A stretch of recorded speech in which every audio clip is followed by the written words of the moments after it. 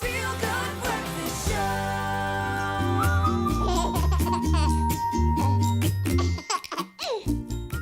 Well, it's that time of the week again. Baby Talk on your Feel Good Breakfast Show Expresso on SABC3. Now, the month of November is Prematurity Awareness Month, and premature birth is sadly on the rise, and this has many implications.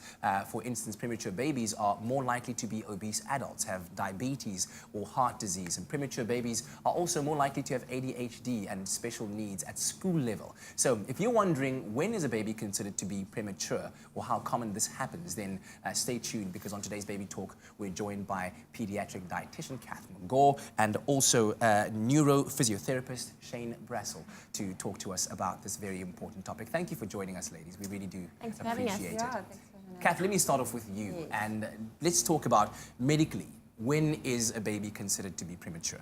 So under the gestation age of 37 weeks, then we would consider them premature. Yeah. So that's a normal term pregnancy will end about 38 to 40 weeks, so under that age. Yeah. So we say that it's on the rise. How common is it actually happening these days? Well, worldwide they estimate about 15 million births a year, and 1 in 10 babies internationally are born prematurely, and in South Africa it's about 1 in 7 babies are born prematurely.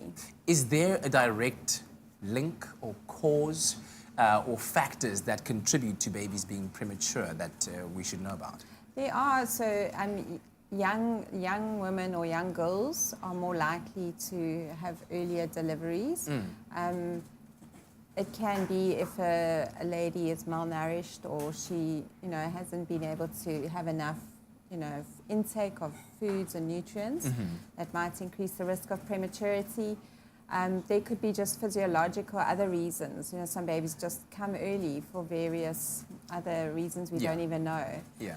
So, but your main some of your risk factors will include your nutritional intake and All right. age. So, Shane, let me get to you then on your level of expertise as a neurophysiotherapist, and tell us about the complications that can arise as a result of a baby being born premature. Okay.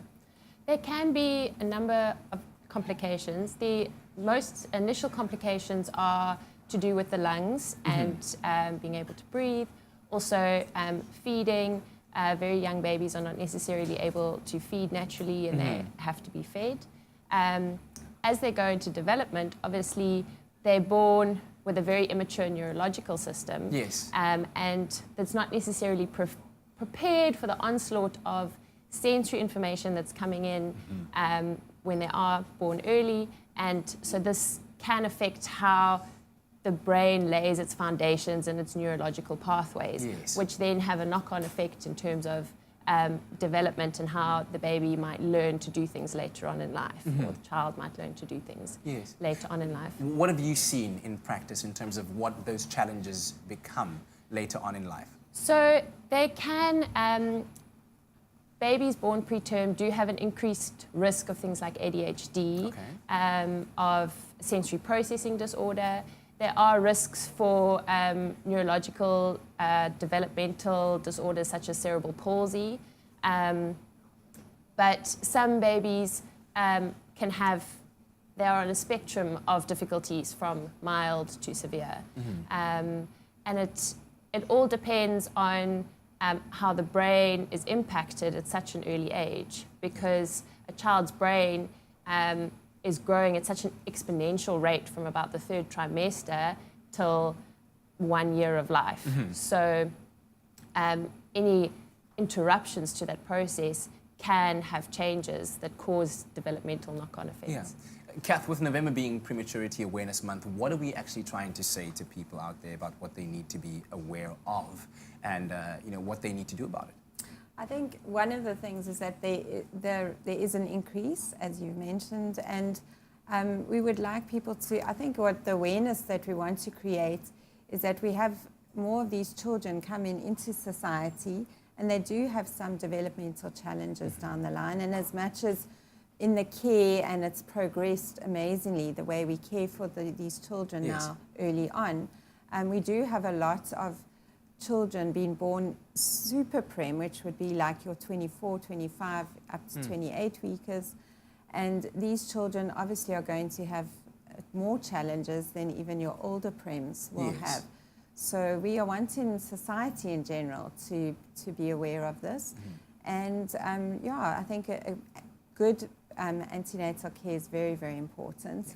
And so if you are pregnant, you do want to follow up with your doctor, make sure that you are getting all the help and guidance that you can. And then also to know that there are facilities, Yes. should you have a prem baby, where you can go for help. And we've got fantastic neonatal units in some of our hospitals, both in government and in private. And if you speak to your gynae, if you are at risk, another big risk factor is multiple pregnancies. So Yeah. if you've got twins or you're carrying triplets, you're also going to be at risk of having early delivery. All right. We're going to continue with our conversation very shortly. We'll keep our lines open, 0214309881, as we discuss the month of November being Prematurity Awareness Month in today's Baby Talk. It's my feel-good breakfast show.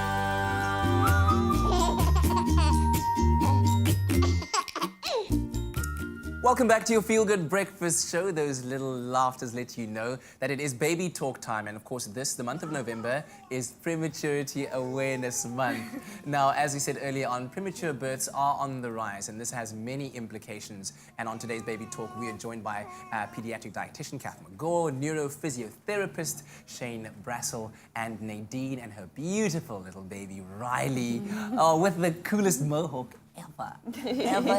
I'm so jealous. Thanks for joining us, Nadine. We really appreciate it. And thank you, Riley. Yes, it's your show too. You're allowed to speak. Okay. So, Nadine, we've heard from the ladies from an expert point of view, but I wanted to tap into your world a little bit and about what it was like for you giving birth to a premature baby, and especially those initial few months that must have been extraordinarily challenging.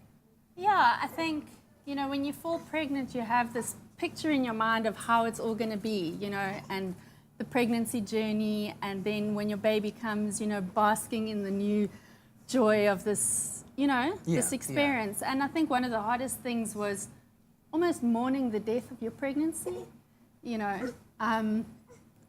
sorry, it makes me emotional. I understand. Yeah, it's hectic and it's a roller coaster, but there's so many good things as well, and yeah. Yeah, and this is where the help of the likes of Shane came into play, because Shane, you are actually Riley's neurophysiotherapist. Tell me about the role that you play as a neurophysiotherapist, and also how you go about determining the developmental challenges that a little one might face.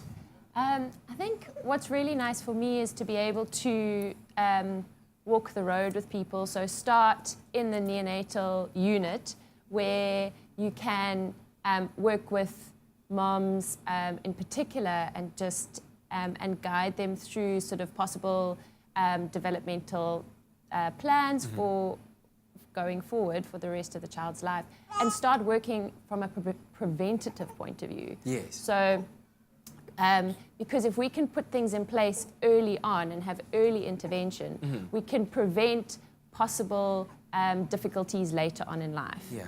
And then once they've come out, the neonatal unit is then to support them further, doing developmental checkups, monitoring, and just helping them to get put on the right developmental trajectory. Yes. I think we have all these risk factors like ADHD and sensory processing disorder and delayed development, but it doesn't necessarily have to be that way. Yeah. If we can put things in place so that we can help with the neurological pathways and how the brain is guiding the child's development, we can have a good impact. And I think perhaps this is what's most important about this, Prematurity Awareness Month. And we're not just saying that there are these challenges, but there's lots that one can do as a parent in providing or getting the resources around your family to help support you through the challenges, and perhaps even bridging the gap, so to speak. Earlier on during the break, Kath, we were talking about neonatologists and the role they play. Just give us a bit more insight there. So a neonatologist is a qualified pediatrician who then studies further and qualifies as a neonatologist that specializes in babies who are born prematurely. Yeah. And they are literally on the floor the whole day in the neonatal ICU with the baby.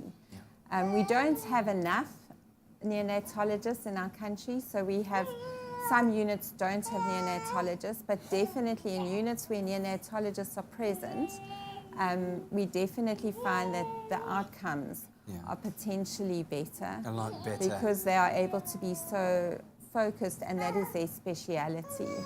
And we privileged at Christian Barnard, where our neonatal ICU is based. We work with 2 neonatologists, and we work in a multidisciplinary team. And so that, as Shane says, brings in very much early intervention. I'm sorry, I can't focus on you right now, Kat. Riley is stealing all of my attention. The cuteness factor shooting through the roof. Nadine, what difference has it made, and have you seen since getting involved with Shane and the team there? Sure. Where do I start? I think, well, Kat's been great because she just lets you WhatsApp her at whatever time of the day. And, you know, in terms of dietary requirements, she's been great at like walking alongside of us and guiding us. And with Shane, I didn't actually realize that there was anything wrong with Riley, because you spend so much time with your child, you don't know what to look for. Yes. Oh my goodness. And yeah, it's only now that I think we've been with Shane for 3 months, and we can definitely see a difference. I can see she's moving better, and Yes. she almost looks like a term baby, you know, and she's doing things that, that term babies do. Can I just live in this moment forever? That's truly fantastic, and thank you for bringing us your story, Nadine. Thank you, Thanks Shane. for Thank you, Kat. having me. And thank you, Riley. You're the best ever. And of course, with the month of November being Prematurity Awareness Month, we hope that this has been an enlightening conversation for you, and that it inspires you to go out there to search for more resources, read up more on all the things involved with premature births, and most importantly, to know that there are things that you can do in order to help your little one along, so that they can bring smiles like that into your family. That's beautiful.